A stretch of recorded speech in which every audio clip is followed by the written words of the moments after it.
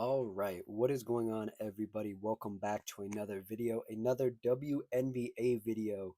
We are heading down the final stretch of games here. I am back from my bit of a longer weekend, and I am back with a lot of energy. It might not sound like it in my voice, but I have a lot of energy, a lot of excitement for the upcoming week or two that's left in the WNBA.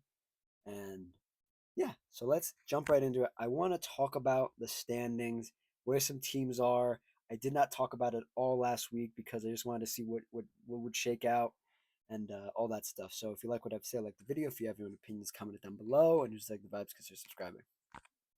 So we have a lot. I shouldn't say a lot. We have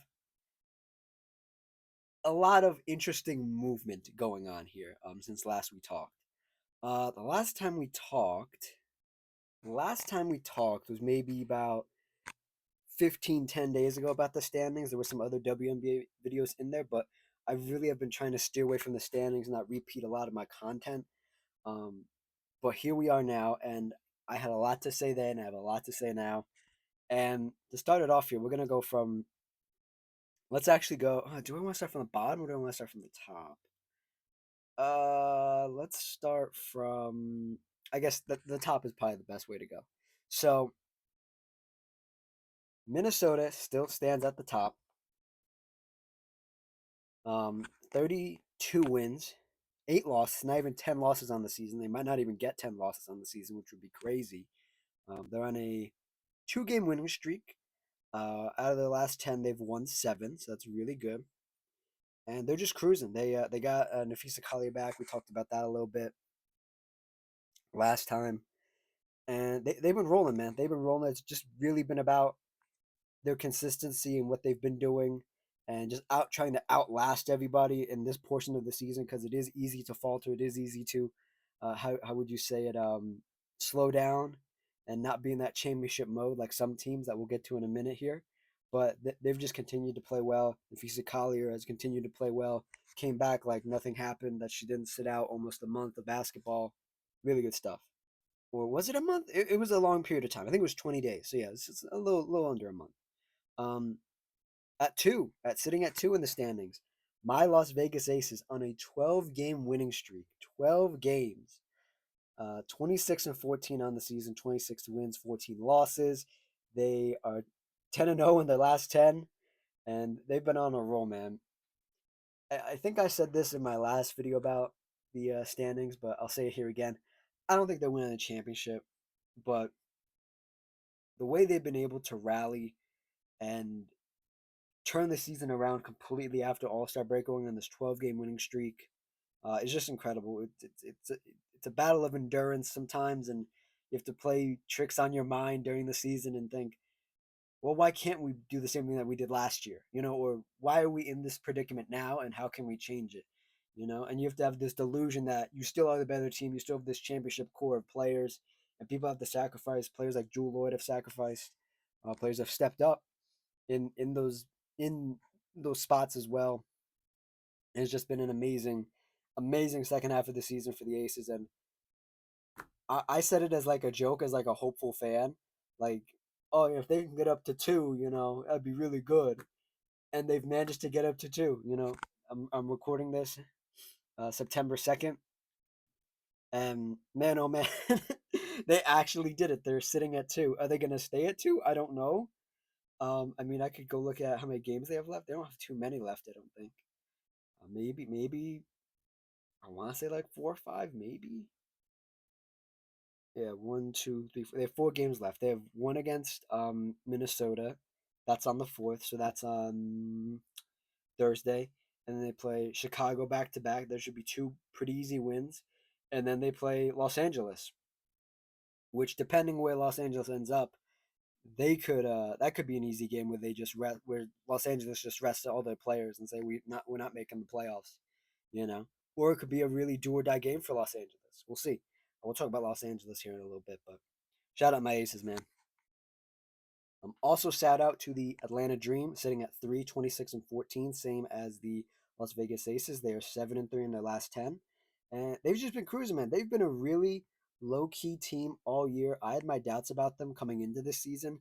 I didn't think they'd be that good. I didn't think the the style of basketball that they were going to play was really going to work in their first year as a team with this new sort of look, Atlanta Dream, rookie coach. I was like, I don't know, maybe they'll be okay, maybe they'll be bad.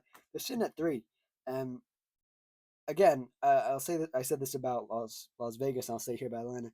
I don't think they're a championship team, but I will say they're gonna be annoying to play. Like if you run into these guys, you're like, oh my god, this is gonna be so annoying. They're gonna beat us up.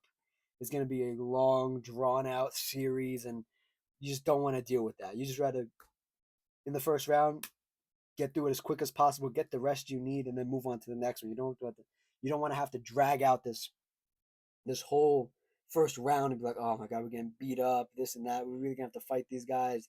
They're a veteran team. They know what they're doing. It'd just be an annoying team to play, but congrats to the Atlanta Dream. Really good season. Exceeded my expectations wholeheartedly. So yeah, the next team. By the way, just want to say, all these teams have clinched. So the Lynx, Aces, Dream have all clinched the playoff spot. They have all clinched. So I just want to put that out there. The next team that's clinched and is on a good roll, 7-3 in their last 10, sitting at 25 wins and 14 losses. The Phoenix Mercury, another team, man, that I had some doubts about coming into the season. I didn't have doubts about them. I was like, okay, I like the construction of this team. I don't know how good they're going to be able to gel together, but they've managed to gel together very well. Dealing with some injuries here and there, but um, Alyssa Thomas, the left hand side of your screen, the bottom left, Satu Sabali, the right side of your screen on the bottom, have put together some really good seasons, especially Alyssa Thomas. They're calling her the engine because she is. She's the engine of the offense for this team. Um, and yeah, they just play a very controlled, very, I'm going to play my own style. This is the way we're going to play basketball tonight. Not just them saying that to themselves, but saying that to the other team, saying, you are not going to speed us up. You are not going to make us play the game that we don't want to play. We're just going to play it the way we know how to play, the way we know how to win, and all that stuff. And it's just been a really steady season. It's been steady. I think this is right around where you project yourself coming into this year. With all the acquisitions you made this offseason, the roster turnover that you had, this is about where they should have been. And I think this is about where I had them, to be completely honest. I'd have to go back and look at that video, but maybe I will. I'll put a card in the top right corner. If you want to click it, you can watch my preseason stuff, and we can all talk about where you can listen to where I had the Phoenix Mercury and where I had all these other teams, because I think I had them around this ballpark, around like 3 to 4, somewhere around that range. And yeah, moving on to sort of, I don't want to say the disappointing teams, but all these teams down here have struggled for one reason or another. And the first one here is the New York Liberty, man, on the top of your screen in the white jerseys. Um, they've been struggling, man. They've had a really bad streak of it. They're 4-6 in their last 10. They just lost one. Who did they lose to? Let me see here. Let me see. Let me see. Who did they lose to? They haven't had it, man, and it's been sort of, I don't want to say disappointing, but or surprising and disappointing. But they have 4 games left, by the way. Um, so where could that put them? Sorry, I'm looking at this. So they need one. They If they win their next 4, they can literally jump back up to 2. But that every other team above them would have to lose. Yeah, I don't know. I don't know. Sorry, I went off track there.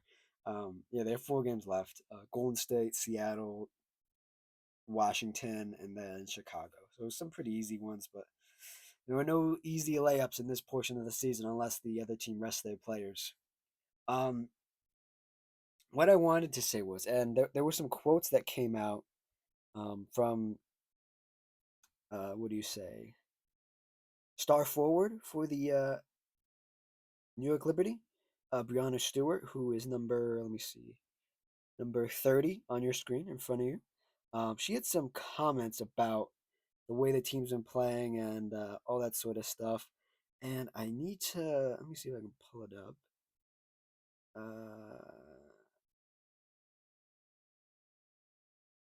Yes, here we go. So this is from, I'm not sure if this is the original reporter, but the tweet I'm reading is from Lucas Kaplan, Kaplan, and he said, Brianna Stewart said, and I quote, "This is obviously a learning opportunity, but we're kind of running out of opportunity for growth at this point. We need to just actually be better." She continued, "Obviously, today was a huge seating implication and things like that. But, aside from that, we want the game to feel better. You know, we want to play better. We want to be peaking, and today wasn't a good choice." Um, More on this. Stewie isn't happy about the way they've been playing. This is not a champion. This is not championship level basketball at this point, and everybody needs to recognize that and understand that we need to get there, and that starts with the mindset, then putting it onto the court. End quote. Um, yeah, I don't want to say I was right. I don't want to say I was right. Um, but I do also love when I am right about these things, especially in a sport that I watch all the time, and I can see things forming. I can see things happening, and it makes me happy when I can call these things out and early. And I was on this all season. I was like, and even more towards the last time we talked, I said the team just doesn't feel right. There's too many like redundant pieces, and there's not enough like real creators. I mean, Missaman has been a huge bridge to that, where she is a creator and she can catch and shoot and do all the things that they need them to do. And I equated it to like the Warriors and when they were winning the championship, and Andre Iguodala, where it was just a do it all sort of player, and it was a big help, and it was going to come in handy when you were in the playoffs and maybe in the championship game. But at this point, I'm not sure you're making it to that championship game or series. And I also had I had a lot of thoughts last week because when this was all happening, when they were sort of sinking and sinking and sinking, and it looked like it wasn't going to get any better, and it didn't get any better. Um, if we look at their last couple games here, I'm going to pull it up right here. If we look at their last couple games here, they lost to Phoenix. Obviously, that was their last game they played. They won against Washington. They won against Connecticut. Those teams you're supposed to win against. They lost to Atlanta, which is probably a predictable loss. You're like, they're a really good team. They're ahead of us in the standings right now. They match up better. Again, they probably match up the best of any team, almost, um, right now. The loss to Chicago, that's an unacceptable loss. You need to win that Chicago game. You won against Minnesota. You lost to Minnesota. You lost to Vegas. You won against Los Angeles. You lost to Minnesota. You won against Dallas. You won against Connecticut. You lost against Connecticut before that. You lost to Minnesota. You lost to Dallas, and then we're just getting into July. Um, but these little tiny losses matter, man. And I hate to be that guy, and I hate to sound so like redundant and so like obvious about things, but like you can't lose to you can't lose to Dallas, the worst team in the league. That was on July 28th. You can't lose to Dallas. Unacceptable loss. You can't lose to Connecticut on August 1st. Unacceptable. You can't lose to Chicago on the 21st of August. Some of these are very avoidable. You win three of these games, right? You win three of these games. You're not sitting at five right now. You're just not. You're not sitting at five. Um,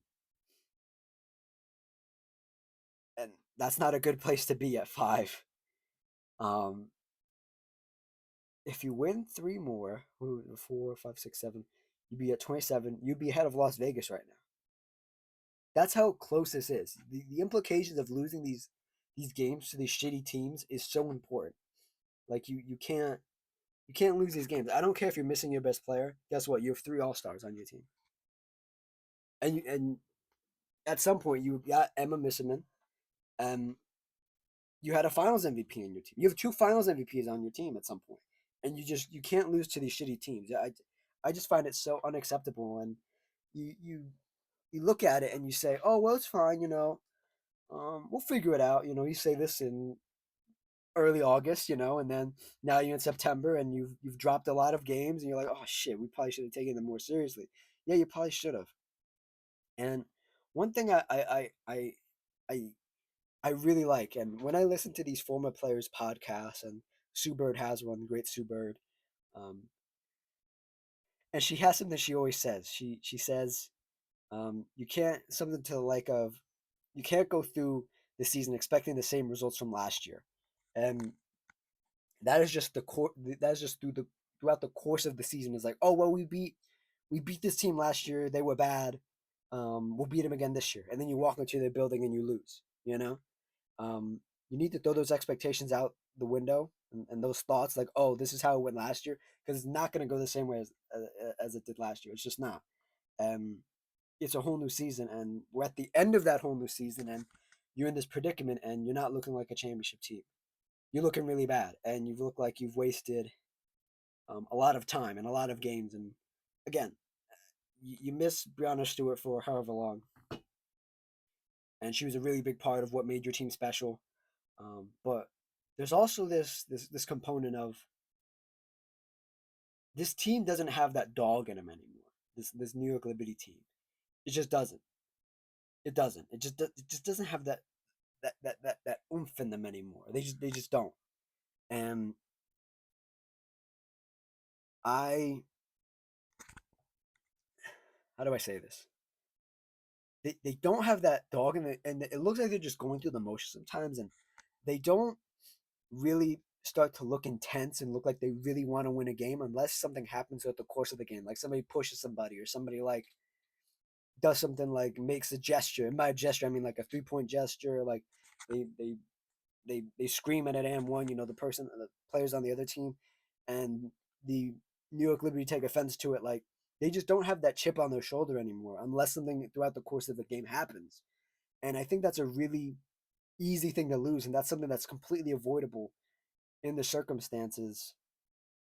In this circumstance of you're the championship team, you're gonna get everybody's best every night, and people think that's like a joke. Like you go, haha, yeah, right, yeah, we're gonna get everybody's best. No, everybody wants to kick your ass because you're the best team. You are the best team. You won the championship last year. You have the Finals MVP. You have all the you have a plethora of talent. You're overwhelming with talent. Um, and people look at that and say, well, you have all this talent. You have all these people. You have a good coach. You have a great coach. Come beat us. And then you don't do it, and you look like a fool. And you're sitting at 5 right now, 24-16 on the season right now. Have not clinched a playoff spot yet. Um, it's not looking good. It's not looking good. And I just want to read something else before we move on to the next team here. Um, let me see. Let me see if I can find it here for you guys. And when I said this team doesn't look like they have that dog in them anymore, a lot of people agree with me. A lot of people started naming players that they let go or just don't have on the team anymore, and they pointed out that they really brought that energy. They brought that intensity to the game, and I think it's it's a it's a big part of repeating as champions. It's not easy. It's hard. If it was easy, everybody would repeat. And I've said it from day one. I look at Sabrina. Sabrina just hasn't looked. She's had a couple. She had a couple. She's had a couple spectacular games. Spectacular games. And then other times I'm like, ugh, I just don't like the way Sabrina's playing. And then throughout the course of the season, Natasha Cloud has looked inconsistent at times. John Cole Jones probably the most inconsistent out of everybody on this team, and the worst defender. And I'm only being this harsh because they are the champions and because this is the scrutiny you're gonna get is Brianna Stewart. Brianna Stewart is shooting. I mean, I can shoot. Last time I checked, she was shooting 20% from three. 20%, the worst. Now she's shooting 21%. She's shooting 21% from three. That is the worst she's ever shot in her career. And last year it was 29%, and they won the championship. It's gone down almost a full 8 or 9% this year. And she's only played 30 games. or 20, not even 30 games, 27 games. She's probably gonna get around 32. That's the least amount of 30, yeah, 30, 30, 31, yeah, 31 around there. Least amount of games she's played throughout her whole career.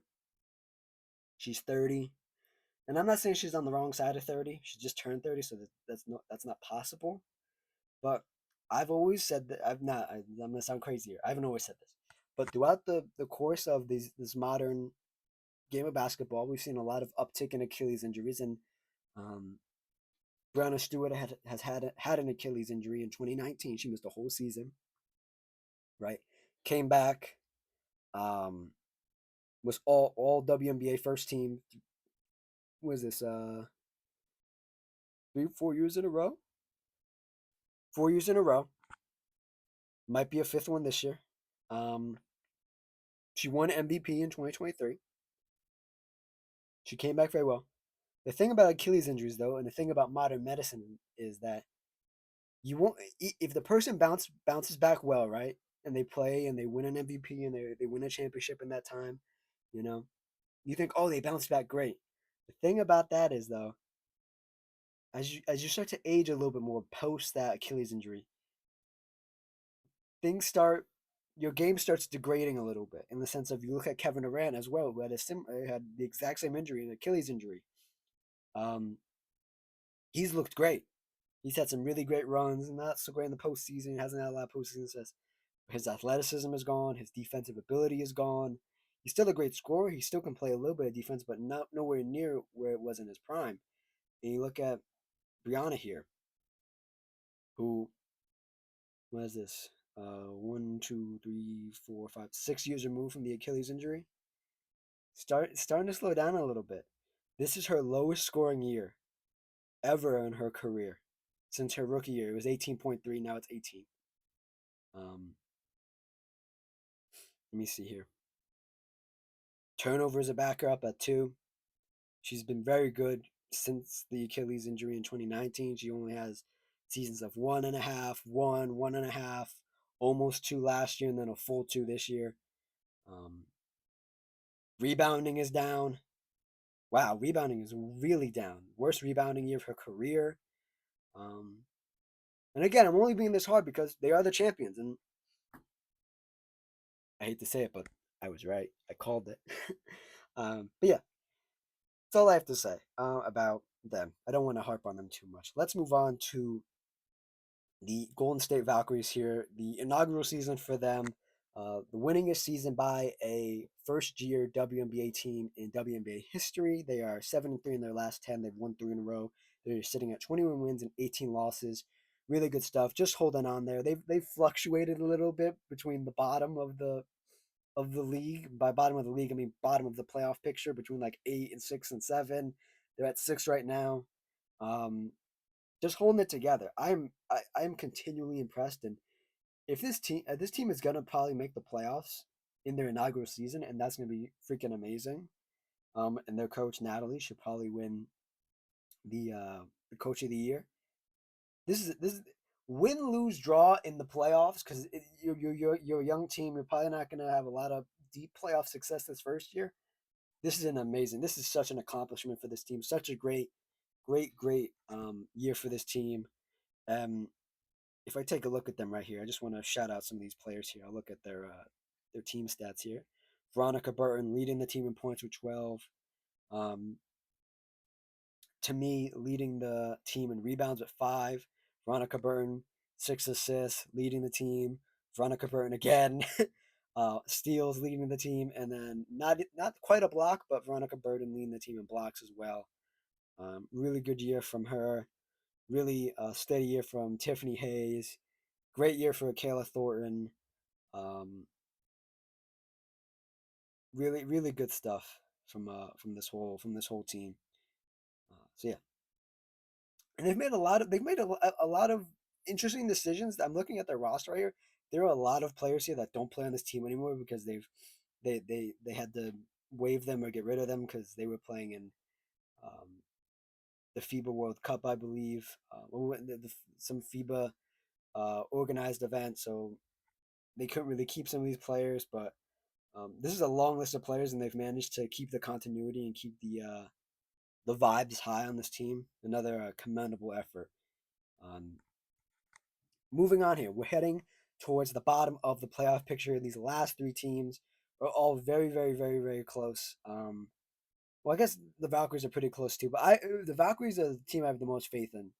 Um, Out of these last, was this one, two, three, four teams? These last three teams I'm going to talk about here, I don't really have a lot of faith in it. Could shake out either way. I wouldn't be surprised if either three of these teams miss the playoffs entirely. Um, at seven right now, dropping all the way from like I think like 4 or 5 down to seven in the last like month has been the Indiana Fever without Caitlin Clark sitting at 21, 19, 21 wins, 19 losses. They are 4-6 in their last 10, and they just lost one the other day. Um, this team is so confusing to me, and it's so unfortunate because this team has had nothing but injuries this whole year, and this is like the season from hell. When you think of a season like, oh, what could go wrong this season? You're like, no, that won't happen. It happened. It happened. It's really bad. It's a really bad year. Dare I say, even a lost season where you looked at this team, you looked at Caitlin Clark, you looked at the pieces you brought in this offseason, you're like, oh, we can make maybe a deep playoff run. Caitlin Clark could be in MVP conversations. Kelsey Mitchell could be All NBA first team with her. You look at the other pieces they brought in. You look at Aaliyah Boston taking that next step into her, was it a third or fourth year? And Aaliyah Boston did take that step, which I am very happy for. Um, you're like, oh, this is gonna be a great year. And like I said, none of that happened except Aaliyah Boston being very improved. And it's a plus, and you can take that, you can extrapolate that from this season and be like, oh, this was a great year for Aaliyah Boston. We just need to get everybody healthy. She's going to improve. Caitlin's going to get healthier. This and that. Everybody's going to come back whenever, whatever. Next year, we're going to be great. And now that I'm talking about this, is a lost season for the Fever. This is a very lost season. And it's a shame they're down here. I think if they were even relatively healthy, they would be a pain in the ass for any of these teams at the other top of the playoff picture, like the Lynx, the Aces, the Dream. Like if the Fever land around that area on the bottom half of the bracket to play those top tier teams, they would be annoying. But the Fever just don't. They don't have enough firepower anymore to deal with these teams to even get one game. I think. Um, so yeah, that was a really doomer um, talk about the Fever, but that's really they've been. I will say this: they've been keeping their head above water. They haven't completely tanked the season yet.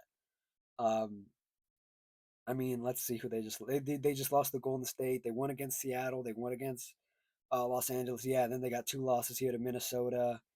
An overtime win against Connecticut, and then you got two more. So they win one and then like lose two, win one, lose two. Yeah, it's not a good combination.